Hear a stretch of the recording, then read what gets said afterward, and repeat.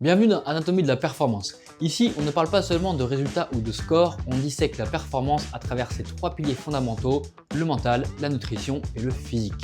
Parce que la performance ne se résume jamais à un seul facteur, elle se construit à l'intersection de ces trois leviers en synergie permanente. C'est cette vision globale qui est au cœur de MNP Performance. Dans ce podcast, je croise la réalité du terrain, la mienne mais surtout celle des athlètes, avec une vision plus théorique et scientifique grâce à l'intervention d'experts de chaque domaine. Si tu veux comprendre comment la performance se construit vraiment et comment l'améliorer durablement, tu es au bon endroit. Bonne écoute! Bienvenue dans ce nouvel épisode de Anatomie de la performance. Aujourd'hui, j'ai envie de te poser une question simple. Est-ce que tu entraînes vraiment ce qui limite ta performance? Alors, je vais commencer l'épisode en mettant un petit peu les choses à plat. C'est-à-dire que ce que je vais te partager aujourd'hui, c'est un point de vue, c'est mon point de vue. Évidemment, c'est pas le seul. J'ai pas la prétention de détenir la vérité. Et à l'époque où, avec les réseaux sociaux, tout est polarisé et très binaire, là, tu peux faire preuve d'esprit de critique et ne pas être d'accord avec moi. Il n'y a aucun problème, c'est tout le principe. Donc, je te partage mon point de vue et évidemment, c'est pas forcément le bon. On va parler de coaching et tu me vois venir. Évidemment, on va parler de préparation mentale. Et en l'occurrence, en quoi la préparation mentale est primordiale dans le coaching.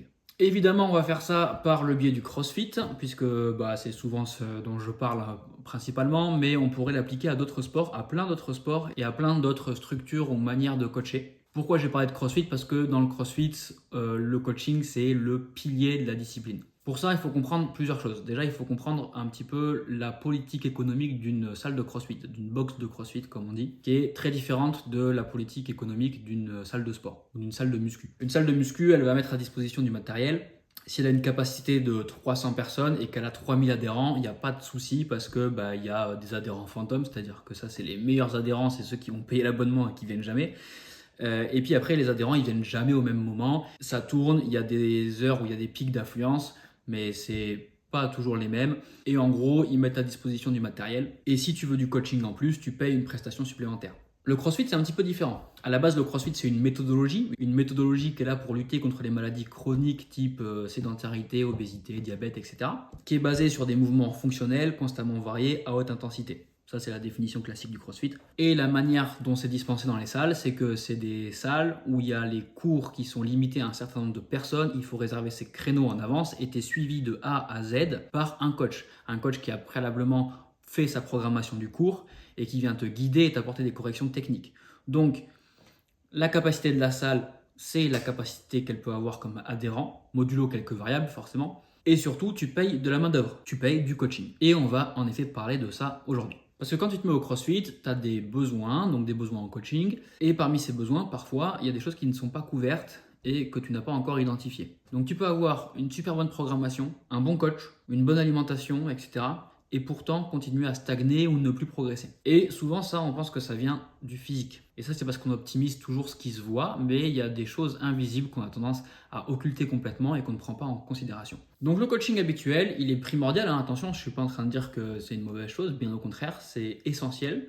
Et il va t'apporter énormément de choses. Il va t'apporter de la rigueur, de la technique, une bonne programmation, on en a parlé, une structure, et évidemment de la progression. Mais il y a forcément une limite et cette limite elle est rarement abordée, c'est tout ce qui se passe dans ta tête. Parce que concrètement, quand quelqu'un pousse la porte d'une box de CrossFit, il y a des choses à améliorer d'un point de vue physique, mais pas que, et ça on a tendance à ne pas en tenir compte. Je suis sûr que tu t'es déjà retrouvé dans des situations comme ça où tu vas hésiter devant ta barre parce que tu n'es pas en confiance pour aller faire ce lift, tu te compares aux autres qui sont dans la salle, tu stresses avant un WOD, tu te mets des pressions parfois inutiles, tu te sabotes sans vraiment savoir pourquoi ou comprendre pourquoi, etc., etc. Et ça, en fait, c'est pas un problème technique et souvent, on a tendance à le corriger par de la technique. On va adapter les mouvements, les standards de mouvement, on va adapter les charges, on modifie un petit peu la séance et en fait, on règle le problème ponctuellement, mais on règle jamais le problème à la source. Et évidemment, je ne suis pas en train de taper sur les doigts des coachs, hein. Bien au contraire, je le suis moi-même.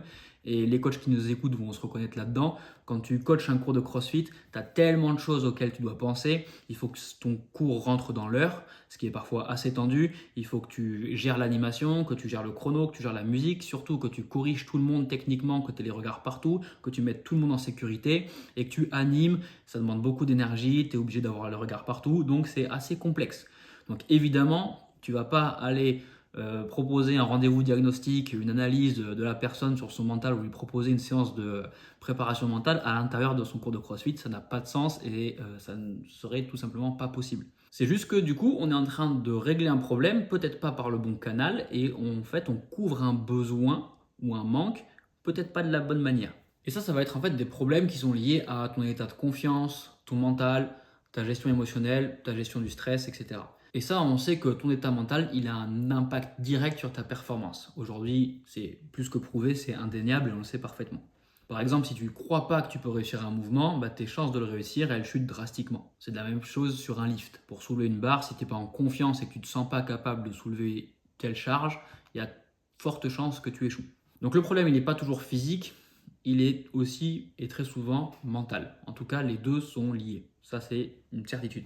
Donc les personnes qui poussent la porte d'une salle de CrossFit pour se mettre en forme ont des problèmes comme ça qui peuvent être liés à des manques de confiance, à de la comparaison, à de la peur, du regard des autres, du jugement, des fois de la peur aussi de se suspendre à une barre, de se suspendre à des anneaux, de sauter sur une box en bois, etc. Donc d'utiliser certains agrès. Et puis après, tu as le sport en compétition, où là, on sort un peu de la méthodologie CrossFit, c'est-à-dire qu'on n'est plus dans le sport santé, mais on va pousser le corps à essayer de performer au maximum et on va le pousser dans ses retranchements. Bon, ça c'est un autre débat, on pourrait faire un podcast entier sur ce sujet-là. Mais ce que je veux dire, c'est que du coup, à partir du moment où tu fais du sport en compétition, tu as d'autres besoins qui arrivent et potentiellement d'autres soucis, d'autres problèmes, notamment mentaux. Alors je ne parle pas de problèmes mentaux, mais plutôt de pression supplémentaire qui peut arriver. Notamment le problème classique, à l'entraînement tout va bien et le jour J en compétition, il n'y a plus rien qui fonctionne. Tu rates des mouvements que tu maîtrises, tu pars trop vite, du coup tu exploses ton pace, tu n'arrives pas à bien gérer ta stratégie, tu perds ta lucidité, tu perds ta concentration, etc. Pourquoi ? Parce que le contexte change. Et puis il y a d'autres choses qui se rajoutent, il y a le regard des autres évidemment, mais là il va y avoir aussi le regard des spectateurs, le regard peut-être des coachs, le regard de la famille, le regard des autres athlètes, le regard des juges et arbitres. Donc les pressions que tu as à la boxe, elles sont démultipliées et il y a plein d'autres paramètres qui arrivent. Il va y avoir la pression du classement, la pression d'avoir envie de réussir, de se surpasser, d'aller chercher un résultat. Donc tout ce qui va être lié aussi aux attentes internes que tu as envers toi-même, mais aussi aux attentes externes, ou en tout cas les attentes que tu perçois comme externes, c'est-à-dire que tu as le sentiment que des gens vont t'attendre au tournant en fonction de ton résultat et qui vont te juger par rapport à ta performance. On pourrait relier du coup ça à un autre problème qui va être lier son identité à la performance. Il y a l'enjeu de l'événement, enfin bref, il y a plein d'autres problèmes. Il peut y avoir aussi les sponsors, si jamais tu as des sponsors, et du coup la pression que cela peut engendrer sur toi, en te disant que si tu rates, tes sponsors vont peut-être te lâcher. Bref, tout est décuplé, tu l'as compris. Et du coup, tout ça, ton cerveau, il va l'interpréter comme une forme de menace. Résultat, tu as ton système nerveux qui s'emballe, tout le stress augmente, et du coup, ta capacité à performer, elle diminue. Ou en tout cas, ton niveau d'activation, il n'est pas où il faut sur la courbe, on va dire. Donc, tu sors de ta zone de performance. Et là encore, c'est pas un problème de niveau, c'est plutôt un problème de capacité à exprimer ton niveau sous pression. Et ça se gère pas physiquement, ça se gère mentalement. Et c'est exactement là que la préparation mentale, elle devient essentielle. Et c'est justement là où aujourd'hui le coaching classique a ses limites et où il s'arrête. Donc en fait, ce que j'essaie de te dire depuis tout à l'heure, c'est qu'il faut voir le coaching et ta préparation comme une espèce de complémentarité et avoir un point de vue global sur 3 piliers qui selon moi sont fondamentaux, qui sont la préparation physique, la nutrition et la préparation mentale. Et souvent, et notamment en CrossFit, on a tendance à vouloir chercher à optimiser le moindre petit pourcentage sur sa récupération par exemple, en achetant le dernier pistolet de massage, en faisant des bains froids tous les matins, en achetant les bottes de pressothérapie, ou sur la nutrition, en essayant d'aller chercher le meilleur complément alimentaire, ou sur la prépa physique, en essayant de trouver la meilleure prog, etc. etc. Et souvent, ce qui se passe, c'est que tu atteins un seuil où tu commences à plafonner, et en fait, tu vas commencer à changer de programmation, essayer de trouver un nouveau coach, trouver un truc qui va te motiver davantage, etc. Et en fait, tu mets sûrement pas l'énergie où il faut. Donc tu viens gaspiller tes ressources là où il ne faut pas. Tes ressources soit en énergie, soit en temps, soit tes ressources financières. En achetant des choses qui sont peut-être utiles, mais peut-être pas optimales. Et justement, j'aimerais te proposer une autre façon de voir les choses en parlant de ces 3 ressources principales qui sont les ressources temporelles, donc le temps que tu as à disposition, puisque ton temps il est limité et en plus si tu as une activité à côté, etc., le temps que tu vas mettre à l'entraînement il est d'autant plus limité. On va avoir les ressources énergétiques, l'énergie que tu as qui est disponible, qui elle aussi est limitée forcément. Et là, on parle de ton énergie physique, mais aussi de ton énergie mentale et tes ressources financières, donc l'argent, qui elles aussi sont limitées normalement. Et en fait, sans t'en rendre compte, toute ta vie, tu vas faire des arbitrages sur ces 3 ressources. Typiquement, quand tu prends un coach, tu vas dépenser de la ressource financière pour essayer d'économiser sur les 2 autres ressources. Donc gagner du temps et gagner de l'énergie. Parce que tu réfléchis moins, tu vas faire moins d'erreurs, tu vas progresser plus vite, il va te guider, il va te faire la programmation, il va essayer d'optimiser tes pics de forme en fonction de tes charges externes. Donc faire au mieux en fonction de ton énergie. D'ailleurs, pour refaire le parallèle avec le coach, lui, il va utiliser son temps et son énergie. Donc il va dépenser 2 de ses ressources pour essayer de gagner la troisième qui est l'argent. On pourrait faire plein de petits parallèles comme ça. Mais le souci, c'est que le mental, lui, il va avoir un impact direct sur ces 3 ressources. Et si ton mental il n'est pas aligné, tu risques de gaspiller ces ressources-là. Et potentiellement les 3 en même temps. Tu procrastines, du coup tu vas perdre du temps. Tu stresses, du coup tu perds ton énergie. Tu fais des mauvais choix, du coup tu vas peut-être mettre ton argent où il ne faut pas. Et donc en fait, le mental, il va te permettre de prendre du recul et d'optimiser les dépenses de tes ressources pour les mettre là où c'est le plus pertinent et où ça va avoir le plus d'impact pour augmenter ta progression et ta performance. Mais donc des fois, en effet, tu vas utiliser tes ressources là où il ne faut pas et en fait, tu vas occulter toute une partie qui est la préparation mentale et ton bien-être psychologique qui en fait fait partie des piliers, des fondations principales de ta pyramide de performance. Et du coup, tu te retrouves avec des fondations qui sont pas stables, avec un trou dans le socle de ta pyramide puisque tu as mis des ressources sur ta préparation physique, mis des ressources sur ta nutrition, et puis au centre, il n'y a pas de préparation mentale, donc tes fondations sont faibles, tu as mis tes ressources là, il te semblait bon, mais tu as oublié une chose primordiale, et du coup forcément c'est difficile après d'aller empiler les étages pour avoir une belle pyramide. Et en fait la préparation mentale, elle te permet d'avoir évidemment une fondation solide sur ta pyramide, mais en plus c'est un multiplicateur. C'est-à-dire qu'elle va te permettre de gérer mieux ton stress, de mieux te concentrer, prendre des meilleures décisions, être plus régulière ou régulier, être plus discipliné, etc. etc. Et concrètement, ça va changer tout. Pas seulement sur l'aspect sportif, mais aussi sur ton aspect pro, perso, etc. Donc, tu gagnes du temps parce que tu vas faire moins d'erreurs et que tu progresses plus vite. Tu gagnes plus d'énergie parce que tu ne vas pas te disperser inutilement, parce que tu ne la perds pas dans ton stress ou dans l'anxiété ou dans la pression, parce que tu es plus confiante ou confiant et du coup tu vas faire aussi des meilleurs choix stratégiques et donc même indirectement tu peux même optimiser tes ressources financières quelque part. En gros, ce que j'essaie de te dire, c'est que tu gagnes pas juste en performance mais en efficacité globale. Parce qu'en gros, la performance, c'est pas juste ce qui se passe à la salle ou à la boxe ou sur le floor de compétition. Donc ça va encore plus loin que ça. C'est ce que tu vas réussir à maintenir dans ta vie au quotidien. Et si tu es stressé en permanence ou que tu dors mal ou que tu es fatigué mentalement, forcément ton corps il récupère pas correctement et ça va impacter énormément de choses. Ton système nerveux il est saturé et en fait ton niveau il baisse mais à peu près sur tout malheureusement. Et ça encore une fois c'est pas juste physique, c'est physiologique. Ok, le stress chronique il va augmenter ton cortisol, il va perturber ton sommeil, il va diminuer ta capacité à récupérer, etc. Donc on en revient à ce qu'on disait tout à l'heure, tu peux avoir la meilleure programmation du monde. Si ton état mental ne suit pas, tu ne progresses pas. Et ça c'est valable aussi bien dans le côté sport que perso que pro. Et je pense que c'est hyper intéressant d'avoir cette vision globale et d'essayer de couvrir le maximum de choses quand tu fais appel à du coaching. Donc voilà, je te partage ma vision, comme je l'ai dit tout à l'heure, c'est mon prisme, je te propose de voir ça avec mon prisme. Évidemment, il y en a plein d'autres, c'est ouvert à discussion et au débat. Je n'ai pas la prétention de détenir la vérité et que ma vision est la seule et la meilleure. C'est juste que pour moi, je trouve que c'est hyper intéressant dans le coaching d'avoir cette vision globale et d'essayer de balayer l'ensemble des paramètres pour prendre en compte le maximum de choses. Et c'est justement ce que j'essaye de faire avec MNP, mental, nutrition et physique.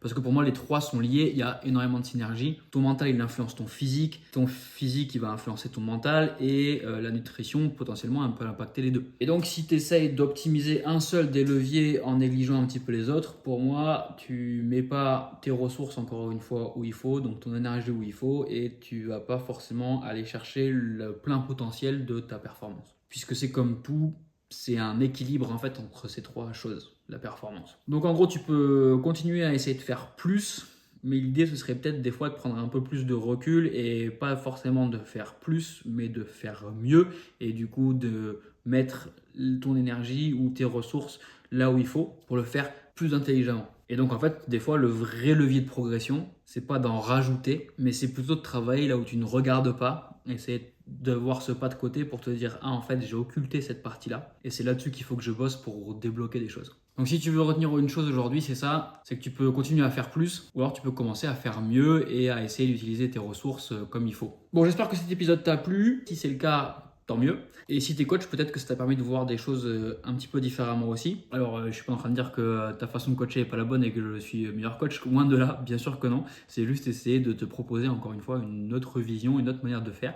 Et je pense que c'est justement en échangeant et en discutant de tout ça qu'entre coachs, on peut aussi s'aider à aller plus loin et à s'améliorer. Donc je serais curieux aussi d'avoir vos retours sur cet épisode. En tout cas, si tu t'es reconnu dans ce que j'ai décrit ou si tu sens que tu bloques malgré tout ce que tu mets en place, c'est probablement qu'il y a un autre travail à faire que sur le travail physique ou autre chose que ce que tu mets en place actuellement. Et donc trouver des nouveaux stratagèmes ou faire appel à d'autres compétences. En tout cas, évidemment, c'est exactement ça qu'on va essayer de travailler en préparation mentale, entre autres. Et donc, si jamais tu veux aller encore plus loin, tu peux me contacter directement. Tu peux même profiter d'un rendez-vous diagnostic gratuit. C'est cadeau, profites-en. C'est offert. Et on peut essayer de décortiquer ensemble ce qui peut bloquer éventuellement chez toi. Mais sinon, j'espère tout simplement que ça a pu t'apporter quelque chose, élargir un peu ta manière de voir les choses et notamment ta pratique. Si ça t'a plu, n'hésite pas à liker, partager, commenter et t'abonner. Et surtout, le débat est ouvert. Donc j'ai hâte d'avoir vos points de vue aussi en commentaire pour pouvoir échanger à ce propos. Parce que j'ai essayé de faire un épisode très condensé, mais je pense qu'il y a énormément de choses à dire sur ce sujet-là. Donc merci encore et à bientôt pour disséquer un autre aspect de la performance. Allez, adios! Si cet épisode t'a plu, prends 10 secondes pour t'abonner au podcast et laisser une note ou un commentaire. Et pourquoi pas le partager à quelqu'un à qui ça pourrait être utile. C'est ce qui permet à Anatomie de la Performance de grandir et de te proposer un contenu toujours plus qualitatif. Tu peux aussi retrouver MNP Performance sur Instagram pour prolonger les échanges et découvrir du contenu en avant-première. Et si tu veux aller encore plus loin, tu peux réserver un rendez-vous diagnostic gratuit avec moi via Instagram ou directement sur mon site pour qu'on analyse ensemble tes besoins et tes objectifs. Merci pour ton écoute, continue de t'entraîner intelligemment et rappelle-toi, la performance se construit bien avant le jour J.